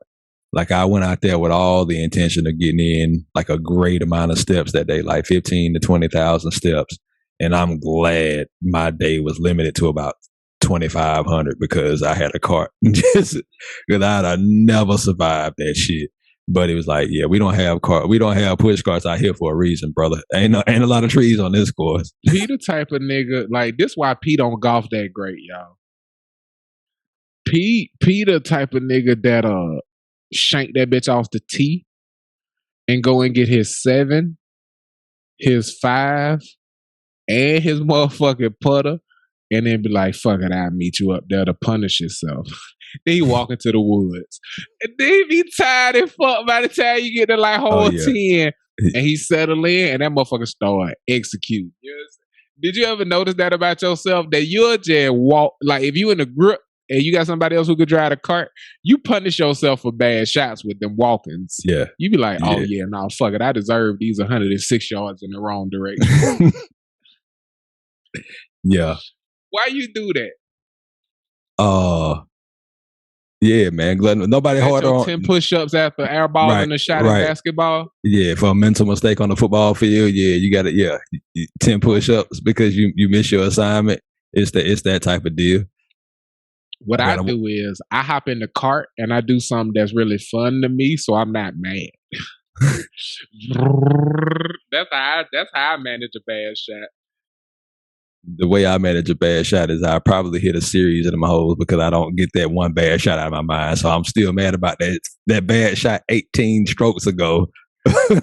What you be saying to yourself on the walk? Because I see your mind working. I don't be seeing your mouth move. I be trying to see if you talking to yourself. But it looked like you deep in thought like a shit. Because, sometimes my ball will be near yours, but you'll still be like, nah, fuck it. So I'll pull up and park on the path and then be walking out and you'll try to on pass me and you'll be like, what's going on in that, G? Because it's a lack of like Tiger or who you talking to? One, like, I'm channeling my forefathers, my golf forefathers. Shout out to Stacks. But like golf is a game of focus, man, and concentration. And so if you hit a bad shot, it's because of that lack thereof, and all it takes is a simple, like it's a very subtle lapse in execution that can throw some shit completely off. And so to walking and trying to regain like that focus and maintain it like through the follow through and through the shot, through the follow, because it's a full body exercise, that golf swing. And so any discrepancy. I'm sorry. No, you good. I was just saying any discrepancy in that swing could throw that ball off, several yards. But when I get the fucking up, I go back through my stages of what I need to do to get a good swing. And I won't go through my steps because there's some people who good at golf who gonna hear my steps and go, this nigga don't know shit about golf. Bitch, when I go through my steps, watch how good at golf I am. The only time I'm not good at golf is when I don't go through my steps, but I ain't gonna share my steps with y'all. But I call it sniper protocol because the last step is to exhale right before my swing so that my muscles ain't tight and clenched because I'm holding my breath in. Yeah. I assume that a part of what you're saying to yourself on your walk is, this what you need to do, Fred. This what you didn't do, Fred. Are you willing to have the transparency of that conversation that I'm not with the audience, and give them that this is what some of them shots feel like, and this is what I'm telling myself I did wrong, and this is how I'm correcting it. This is a part of that conversation that I'm having as I strut through the links. Yeah. So your swing it should be fluid. And where I lose concentration, or where personally, because I don't know what everybody else's mind is because it's your entire body, like everything has to work in unison. And so when you start thinking about one piece of it, it'll take your mind away from, like the fluidity of, and so like, cause it has to move from, it's a fluid thing, but there are so many parts of it in it, but it doesn't move. It's not a herky jerk thing. Like how you see Charles Barkley, how he used to swing the club, it would be in like these herky jerk pieces. In a golf swing, that shit, yeah, like you got your back swing and like you got your back swing in your different phases and shit, and then you got to put the weight goes to your back leg and all that shit got to be fluid. And if you start thinking about one piece of it, it happens so quickly, you stop thinking about another piece, and then you forget to do that thing. Like you forget to square your club face up on your downswing. And for me, when I'm walking, I'm going through those things in my mind, trying to get through the steps just in my mind. So whenever I get to the next shot, it's fluid and I'm not thinking about it. I'm just doing it. And that's the best. Like you're going to have the best time at golf when and it's like any other sport. Like if you practice well enough, once you get out there, now it's just the execution. Like the playing part is fun because you've already done the hard work and, doing all the thinking and shit and the warm up phase. But yeah, it's just going through my routine. So I get more familiar with it. So it's more fluid. And then I'm just super hard on myself. I'm like, man, fuck, you know better than that, man. Keep your fucking head down. Bend your knees a little bit, cuz. Damn. Don't squeeze the club. Don't squeeze your grip, bro. Like loosen up your grip. And so it's just so many things in a golf swing that can go wrong. And so once you get to a point where you understand the things that you're doing wrong, you get very frustrated with yourself because you're like, I know better than that at this point. Can I share some of what I'm thinking about when I'm on my walk? What's that? Because you know how the thought bubbles work. So it'll split out and I'll remember why I'm there. And I tell myself the story of why and how we started golfing 100 times. Like whenever I'm golfing, even if I'm at the driving range, I get frustrated. I'll go back and remember like, this is the first summer after I was away from home for the first year. I ain't want to go back home, so I got a job in Tennessee, and then I went to summer school. Hey, grades was fine, credits was fine, went to summer school because I didn't want to be back at home. You know what I'm saying? Didn't have football practice, but had the little workout. It's the most free time I've ever had in my life. And me and my brothers had to find something else that we could do together.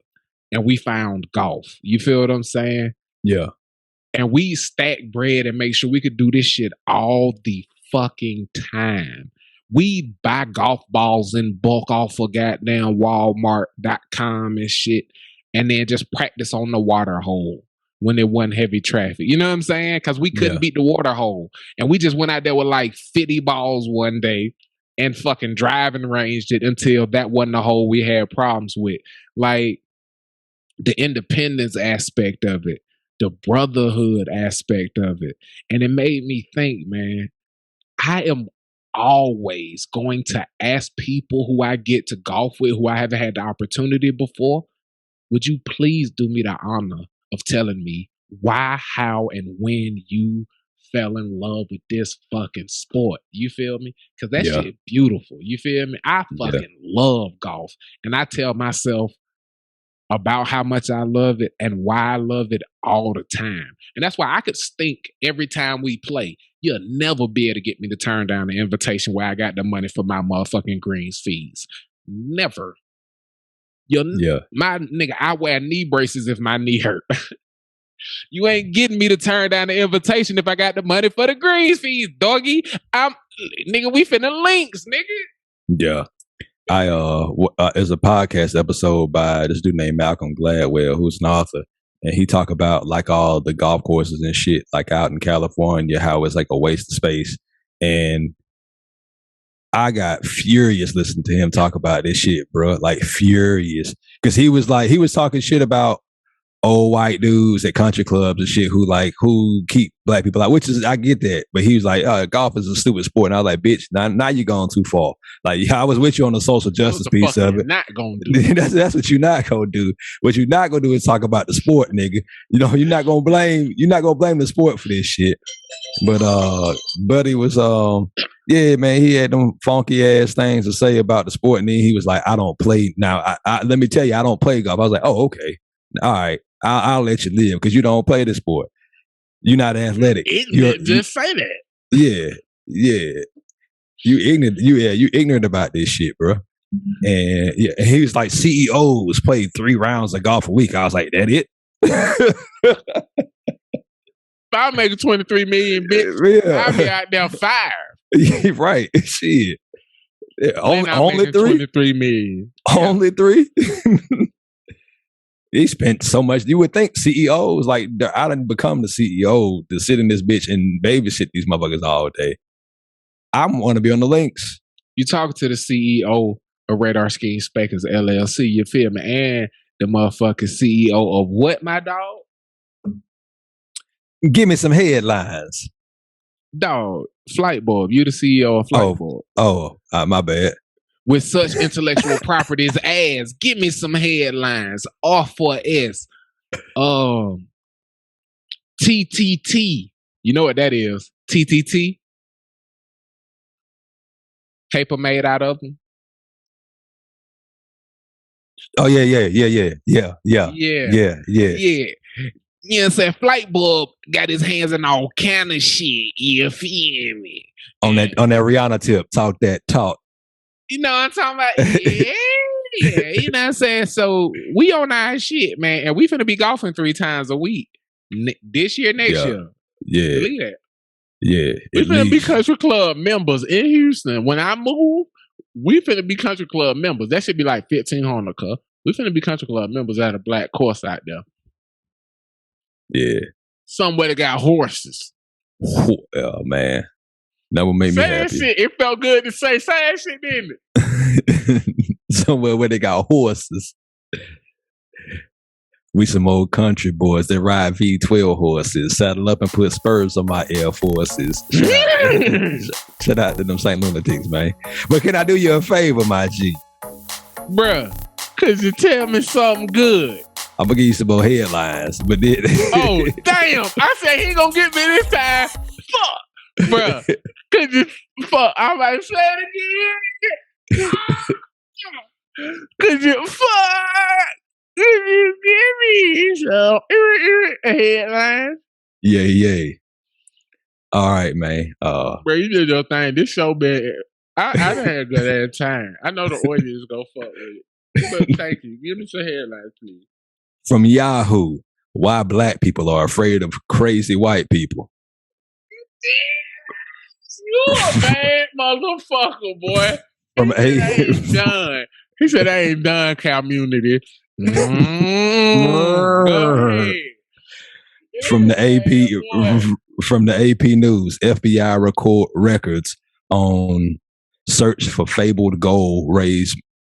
FBI records on search for fabled gold raise more questions. That's a terribly written headline. I was just interested in the story. Yeah, very. And then the final headline is, oh man, from the AP News, happy together, orphaned turtles and kids who set them free. I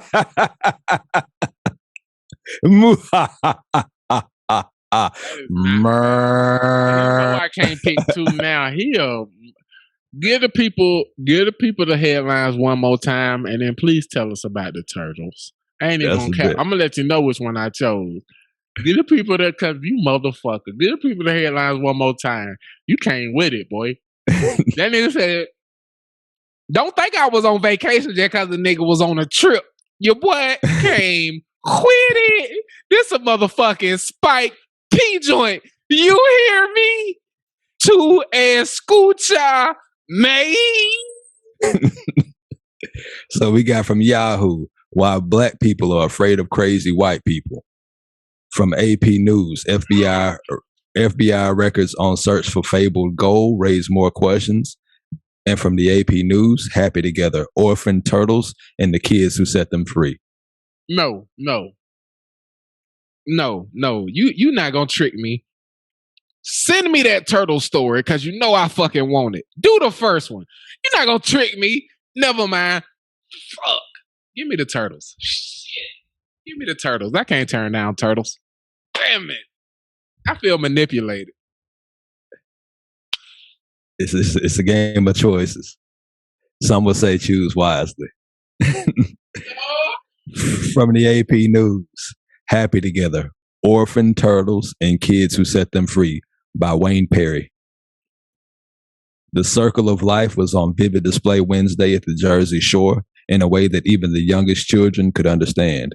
17 young turtles that had been raised from eggs retrieved from the smashed bodies of mothers killed on roads were released back into the wild by a class of kindergartners. It was part of a program that has saved thousands of turtles and returned them to the wild over the past 25 years.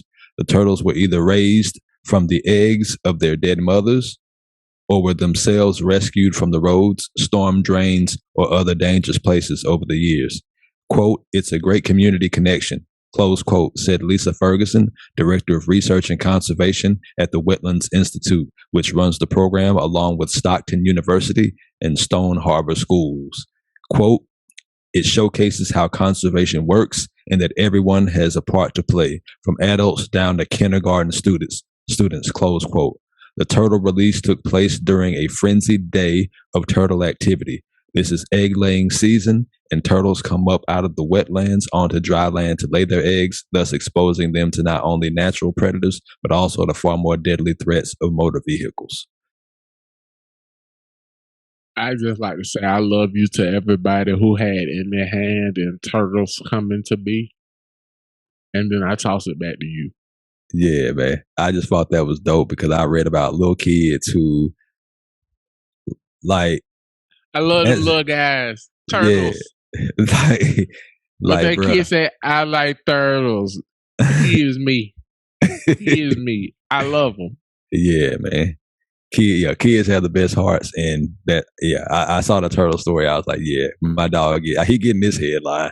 I don't know if he gonna choose it or not, but it's gonna be hard for him not to. My happy place is a house that has sand, water, a turtle, and a puppy, and then a lady and babies and shit like that. Whatever.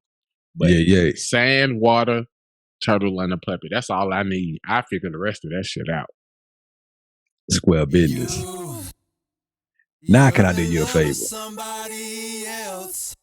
Could you tell me something good? Yes, I can. From Ebony Magazine. Y'all know we talked about it last week. It was the inaugural it's Black History. No, it's Black Fathers Month. The month of June is where we have Father's Day, and we are highlighting Black fathers in the month of June. Yay, yay. So from Ebony Magazine, we want to let y'all know them the best fathers in the country. We're going to say that every week. Every week, man. Every fucking week. So last week we highlighted our brother 2 Chainz and his podcast, and he started with his little legit Halo Eps. This week we are going to the hardwood, and a man who has been a father in the open for quite some time now, brother LeBrion James, is creating a family foundation to build a medical center in Akron, Ohio. Now, this is coming on the heels of him having the I Promise School that has been up and running now for, I think, over 5 years at this point. I think they either coming up on 5 years or they have recently surpassed it.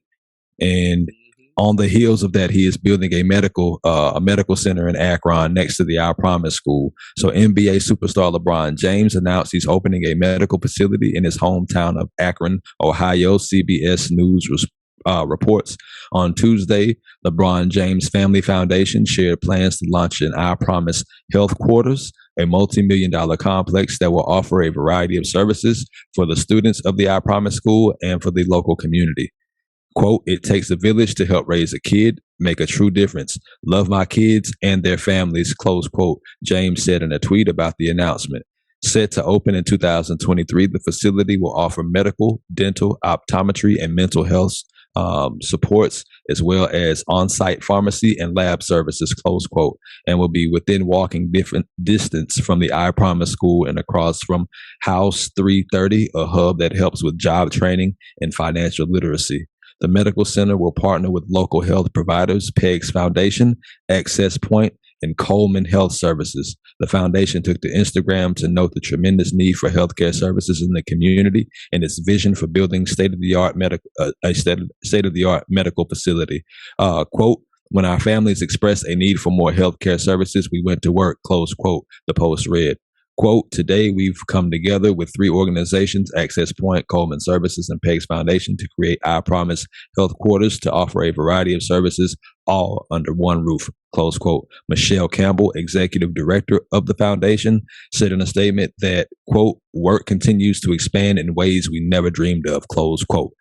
Our brother LeBron James is building that medical facility that his community so needs, and I hope that it is only the beginning of what we do across the diaspora of this country, with Black fathers taking on these responsibilities in their own communities and just being an example and letting everything else fall where it may. Y'all can make fucking comments all you want to, but this man has built a school and a medical facility and job training and financial literacy services center. So yeah, choke on that.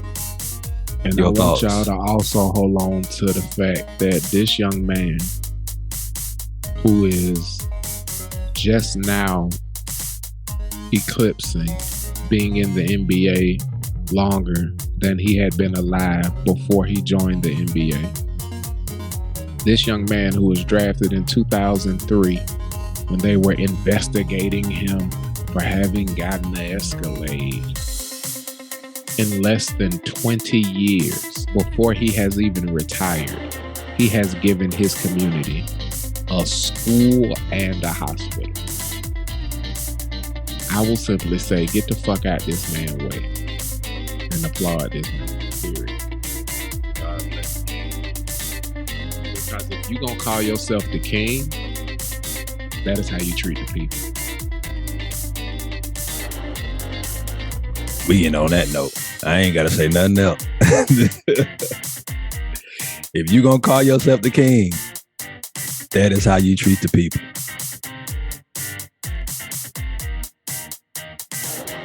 She and we here at Gimme Some Headlines believe that whether it is respect, love, or back, that it is always better to give than it is to receive.